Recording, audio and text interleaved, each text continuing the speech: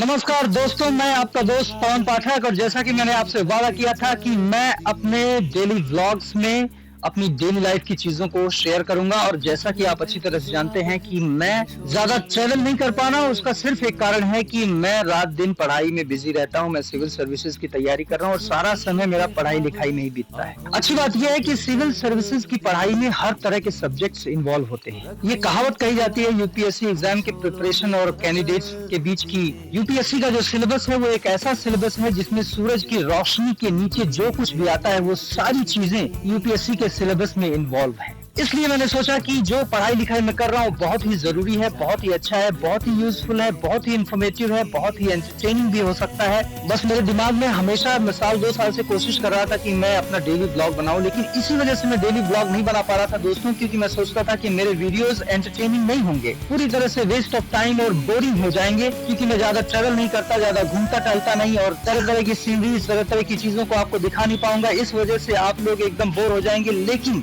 अचानक मेरे दिमाग में ख्याल आया कि अगर जो कुछ भी मैं पढ़ाई लिखाई कर रहा हूँ वो बेहद इंटरेस्टिंग हो सकता है अगर मैं उसे इंटरेस्टिंग तरीके से आप लोगों के सामने पेश करूं। और अक्सर सबके दिमाग में हिंदुस्तान में ये बना रहता है कि भाई बच्चे जो है पढ़ाई लिखाई में रुचि नहीं लेते हैं और पढ़ाई लिखाई उनके लिए बहुत ही बोरिंग होती है। इसीलिए मैं पढ़ाई लिखाई के टॉपिक को इन्वॉल्व करके व्लॉग या डेली व्लॉग बनाने में इंटरेस्ट नहीं रख रहा था कि पता नहीं कोई मेरा वीडियो देखेगा या नहीं देखेगा। लेकिन अब मैं ये पूरी कोशिश करूंगा कि मैं जो कुछ भी पढ़ाई लिखाई डेली करता हूँ, चाहे वो साइंस हो, मैथ्स हो, सोशल साइंस हो, geography, history, general knowledge, current affairs, maths, algebra, geometry, जो कुछ भी मैं पढ़ रहा हूँ वो सारी चीजें अपने डेली ब्लॉग में शेयर करूं। मैं भले ही 10-12 घंटे पढ़ाई करता हूँ, उस वक्त मैं एक कोने में बैठा रहता हूँ, एक कमरे में चुपचाप पड़ा रहता हूँ और पढ़ता रहता हूँ, तो उसमें कुछ व्लॉग्स बनाने के कुछ स्कोप नहीं बन पाते हैं। लेकिन जो कुछ भी मैं पढ़ता हूँ बहुत ही इंटरेस्टिंग, बहुत ही यूजफुल, इंफॉर्मेटिव और एंटरटेनिंग है। तो मैंने सोचा कि क्यों ना वो सारी चीजें आप लोगों के साथ मैं शेयर करूं।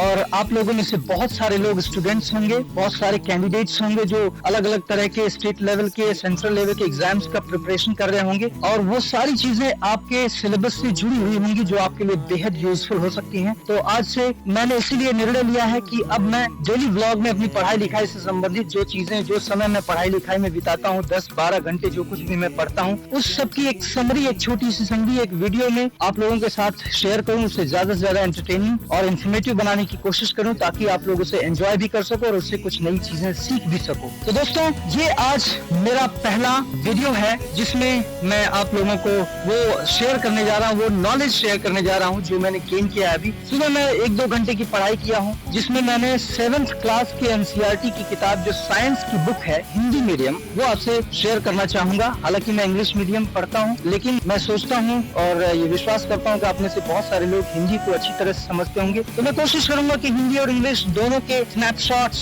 और वो सारी चीजें अपने वीडियो में अटैच करूं तो आप सभी तरह के स्टूडेंट्स के लिए वो आसान हो समझना। इंग्लिश और हिंदी दोनों वीडियो के ऊपर ओवरले करके मैं आपको दिखाऊंगा। बाकी जो इन्फॉर्मेशन आज मैंने इंट्रोडक्टरी लेवल पे एक चैप्टर पढ़ा है, चैप्टर पूरी तरह से पौधों पर आधारित है। उस चैप्टर में बताया कि भाई पौधे किस तरह से अपना काम करते हैं, किस तरह से खाना बनाते हैं, किस तरह से जीते हैं और किस तरह से पौधे अपने लिविंग किंगडम का एक हिस्सा है। आप अच्छी तरह से जानते हैं कि पौधे एक ऐसी चीज है, पौधा इस धरती पे जीवित है और कह सकते हैं इकलौता ऐसा जीवित पदार्थ है जो खाना खुद से स्वयं से बनाता है। सूरज की रोशनी, फोटोसिंथेसिस के माध्यम से, क्लोरोफिल के हेल्प से, नीचे जमीन से मिनरल्स, ये सारी चीजें लेकर पौधा खुद अपना खाना बना सकता है। दूसरे कोई भी जीव अपना खाना स्वयं से नहीं बना सकते, सिर्फ पेड़ पौधे ही अपना खाना खुद से बनाते हैं। तो पौधे जो कुछ भी पैदा करते हैं, उनके जो पेड़ पौधों में आप फल फूल ये सारी चीजें देखते हैं, पत्तियां देखते हैं, जो जीव लोग खाते हैं, जीव जंतु खाते हैं, मनुष्य भी खाते हैं, वो सारी चीजें पौधे खुद से क्रिएट करते हैं। बाकी आप लोगों ने सुना होगा कि फैट, फाइबर, प्रोटीन और जितने भी इंग्रेडिएंट्स हैं, तो वो सारी चीजें जो पौधे क्रिएट करते हैं, सूरज की रोशनी, मिनरल्स, पानी, मिट्टी की मदद से जो कुछ भी बनाते हैं, उसमें आपने सुना होगा कि प्रोटीन, फैट, विटामिन, मिनरल्स, ये सारी चीजें फल फूल में पाई जाती हैं, जिसे जीव जंतु खाते हैं, इंसान खाते हैं, तो वो ऊर्जा उनके शरीर में प्रवेश करती है और उन्हें ऊर्जा देती है। आप जानते हैं अच्छी तरह से कि पेड़ पौधे हो या जीव जंतु हो या मनुष्य हो या कोई निर्जीव पदार्थ हो, हर किसी को एनर्जी चाहिए मूव करने के लिए, चलने फिरने के लिए, दौड़ने भागने के लिए, काम करने के लिए, शरीर को क्रियान्वित करने के लिए सबको ऊर्जा की आवश्यकता है, चाहे वो कोई मशीन हो या कोई जीव जंतु, पशु पक्षी या मनुष्य। लेकिन कोई रोबोट कोई कंप्यूटर, कोई बैटरी या किसी भी तरह का डिवाइस, ट्रैक्टर, ट्रॉली, एरोप्लेन, उस सबको एनर्जी चाहिए, लेकिन उनकी एनर्जी का रूप अलग होता है। उदाहरण के लिए अगर एक लैपटॉप बैटरी पे चल रहा है और वो उसको ऊर्जा प्रदान कर रही है, तो जरूरी नहीं कि अगर इंसान भी अपनी बॉडी में बैटरी लगा ले, बैटरी बांध ले या बैटरी खा ले तो उससे उसको एनर्जी मिल जाएगी और मनुष्य उसके दम पर जीवित रहेगा। और बैटरी खाकर वह जी सकता है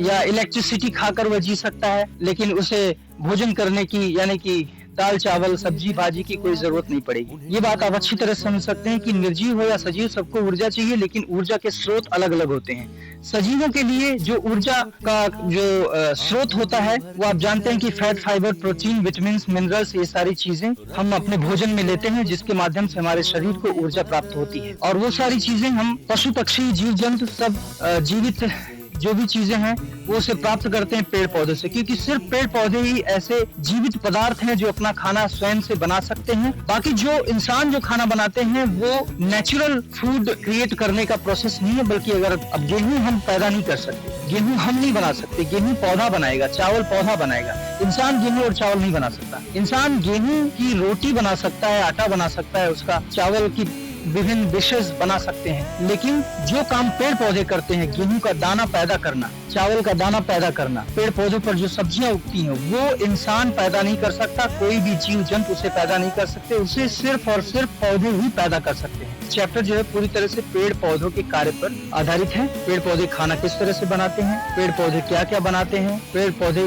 किन इंग्रेडिएंट्स का, किन कंपोनेंट्स का प्रयोग करके खाना बनाते हैं, कौन कौन से घटक इस्तेमाल किए जाते हैं खाना बनाने में, पौधों का जीवन कैसा होता है, पौधे जीते कैसे हैं, सर्वाइव कैसे करते हैं, और पौधों के किस तरह के तापमान की जरूरत होती है, एनवायरनमेंट से उनको क्या आवश्यकता मिलती है, जमीन से, मिट्टी से वो कौन कौन से पदार्थों का अवशोषण करके अपना भोजन बनाते हैं, ऊपर एनवायरनमेंट से, एटमॉस्फेयर से वो क्या क्या लेते हैं, जो एटमॉस्फेरिक नाइट्रोजन है उसका इस्तेमाल पौधे करते हैं अपने शरीर को पोषक तत्व प्रदान करने में और खाना बनाने में। तो ये सारी चीजें इस चैप्टर में हम पढ़ेंगे। फिलहाल बेसिकली मैंने अभी चैप्टर तो पूरा कंप्लीट नहीं किया, लेकिन अभी भी बहुत कुछ बोलने को है मेरे पास उस चैप्टर के बारे में, लेकिन ये वीडियो काफी लंबी हो जाएगा, इसलिए मैं अब सिर्फ इंट्रोडक्टरी लेवल पे आपको एक्सप्लेन किया हूँ। बाकी का जो इन्फॉर्मेशन है वो मैं अगले वीडियो में आपके साथ शेयर करूंगा। आपके कीमती समय के लिए बहुत बहुत धन्यवाद। मिलते हैं नेक्स्ट व्लॉग में, नेक्स्ट वीडियो में, नेक्स्ट एपिसोड में, कुछ नए इन्फॉर्मेशन के साथ, कुछ एंटरटेनिंग फैक्ट के साथ, कुछ अमेजिंग इंटरेस्टिंग फैक्ट के साथ। तब तक के लिए बहुत बहुत धन्यवाद। नमस्कार।